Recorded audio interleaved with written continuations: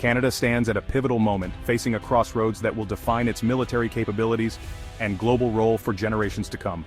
The nation is grappling with a decision that will shape not only its armed forces, but also its economy, international partnerships, and technological future. The aging CF-18 Hornet fleet, which has served Canada for nearly 4 decades, is rapidly approaching the end of its operational life.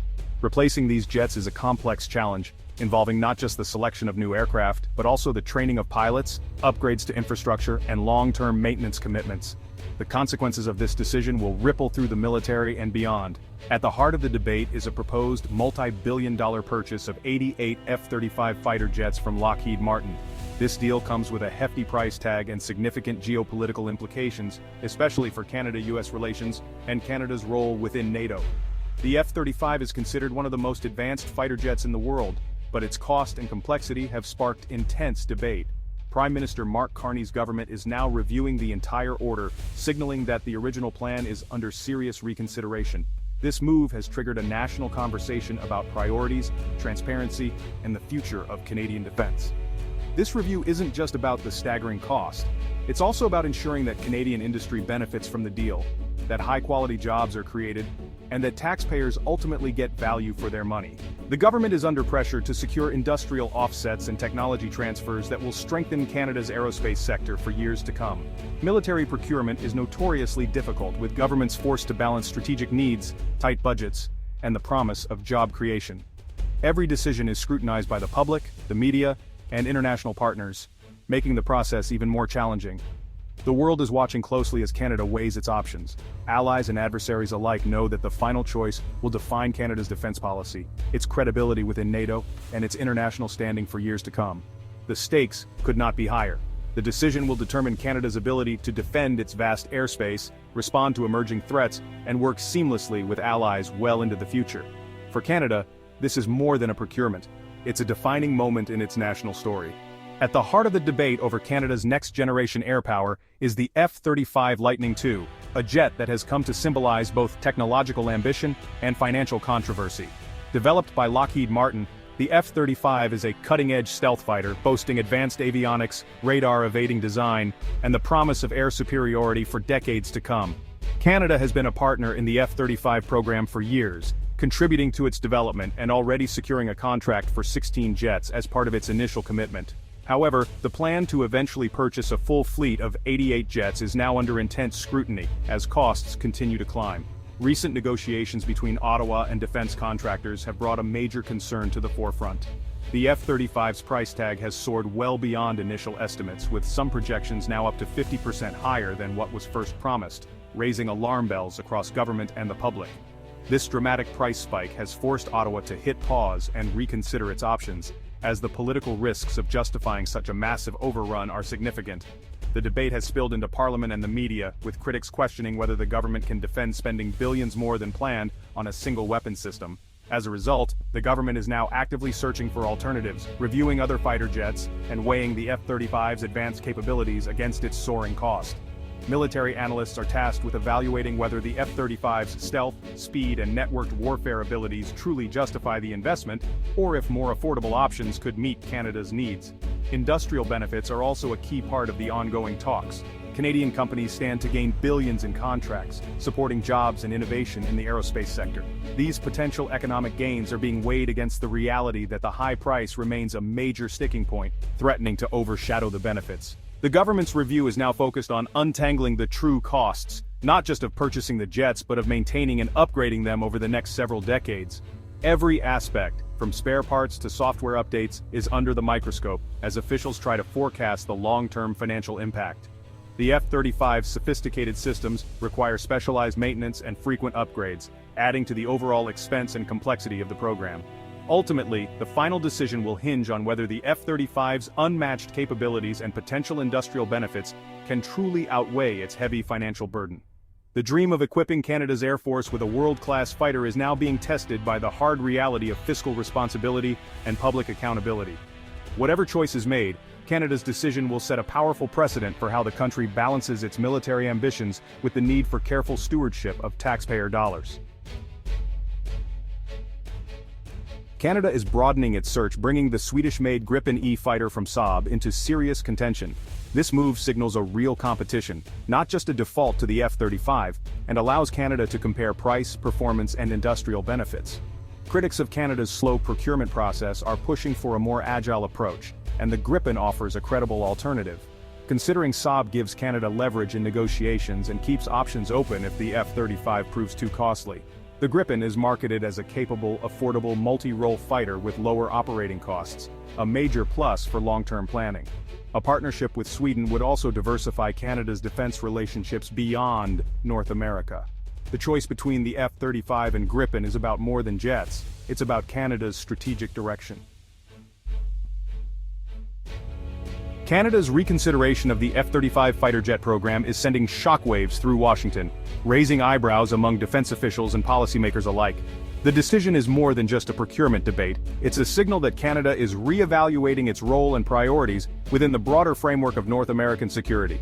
In the United States, the F-35 is seen as the linchpin of Allied defense, a symbol of technological superiority and military cooperation. For years, it has been at the heart of joint operations and planning, representing not just hardware, but a shared vision for the future of air power. Any move by Canada toward a non-American jet, such as the Swedish Gripen, is being closely watched. It's not just about the aircraft's capabilities, but what such a choice would mean for the intricate web of defense relationships that have been built over decades. In Washington and among NATO allies, this is viewed as a potential snub, a break from tradition that could threaten decades of integrated planning under NORAD and NATO. The implications go far beyond the tarmac, touching on trust, interoperability, and the very fabric of Allied defense. The F-35 is more than just a fighter jet, it's a key component of a network defense system that the U.S. and its allies are painstakingly building. Its advanced sensors and communications are designed to link seamlessly with Allied forces, creating a unified front in the face of emerging threats. Canada's decision, therefore, places it in a delicate diplomatic position. On one hand, it must weigh its own defense needs and budgetary constraints. On the other, it faces the expectations and pressures from its closest ally, the United States. The government in Ottawa is now tasked with balancing its sovereign right to choose what's best for its military, while also maintaining the trust and cooperation that underpin the Canada-US alliance. Any shift away from the F-35 would require careful, nuanced diplomacy to avoid damaging the long-standing relationship between the two countries. The stakes are high, and every move is being scrutinized by both domestic and international observers. Yet Canada's openness to exploring European options signals a desire for greater strategic autonomy and flexibility.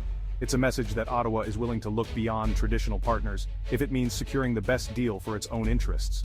By making its intentions clear, Ottawa is sending a strong signal. It won't automatically follow Washington's lead if Canadian interests are at stake.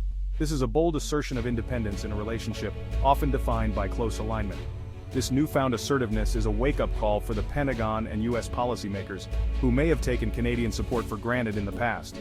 The decision over which jet to purchase is shaping up to be a turning point in the alliance, with potential ripple effects for years to come.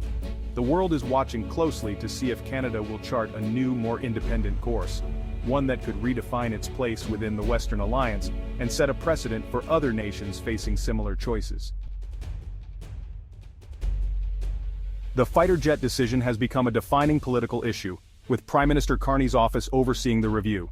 It's not just about military needs, it's a test of government competence, transparency, and priorities. Past delays and overruns have fueled criticism, and the current government must prove it can deliver. The choice carries diplomatic risks, especially with the U.S. watching closely and ready to react if the F-35 is rejected. Canada must balance getting the best deal with maintaining vital U.S. cooperation. The decision weighs jobs in key regions, national economic benefits, and the need for military interoperability with the U.S. It's not a simple American versus European choice. Every angle is politically charged. The outcome will be a test of modern statecraft, blending domestic politics and international diplomacy. The world will judge Canada's ability to navigate this high-stakes balancing act.